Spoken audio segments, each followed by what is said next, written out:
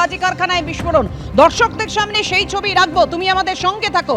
আপনারা চম্পাহাটির আজকের ছবি দেখছেন, বাজি কারখানায় যে ভয়াবহ বিস্ফোরণের ঘটনা ঘটে।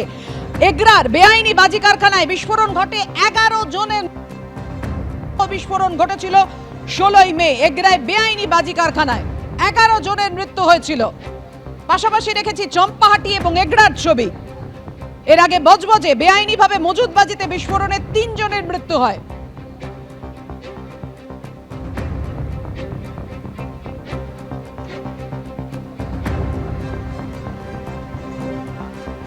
চম্পাহাটি, এগরা, এবার দত্তপুকুরে বেআইনি বাজি কারখানার বিস্ফোরণের ছবি আপনাদের সামনে রেখেছি। 27শে আগস্ট দত্তপুকুরে বেআইনি বাজি কারখানায় বিস্ফোরণে 7 জনের মৃত্যু হয়।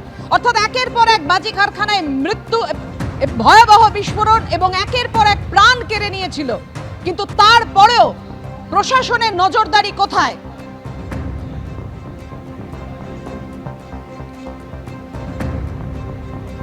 একের পর এক কারখানায় বিস্ফোরণ হয় এবং তারপর প্রশাসনের নজরদারি নিয়ে প্রশ্ন ওঠে, কিন্তু সেই বিস্ফোরণের ঘটনা হতেই থাকে।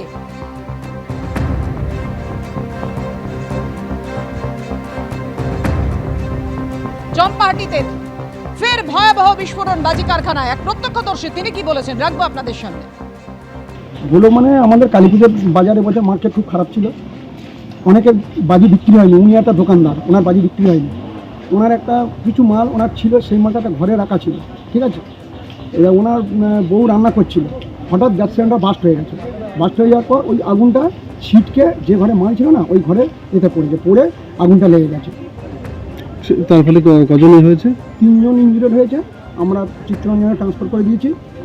একজনের নাম ভক্তি সর্দার, একজনের নাম পিন্টু মণ্ডল, আর একজনের নাম শুভঙ্করী সর্দার। আচ্ছা, আশঙ্কাজনক অবস্থা কার?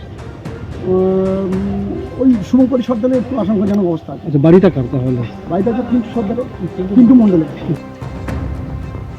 মজুদ বাজিতে কখনো বিস্ফোরণ, কখনো বাজি কারখানায় বিস্ফোরণ, বাজি তৈরি করতে গিয়ে কিন্তু একের পর এক প্রাণ চলে যায়, কিন্তু তাতে প্রশাসনের টনক নড়ে না। যে ভয়ঙ্কর ঘটনা, ভয়ঙ্কর বিস্ফোরণের ঘটনা আমরা প্রত্যক্ষ করেছিলাম এগরার ক্ষেত্রে, আবার চম্পাহাটিতে বাজি কারখানায় বিস্ফোরণ, মহিলা সহ 3 জন ঝলসে গেলেন সেই বিস্ফোরণে।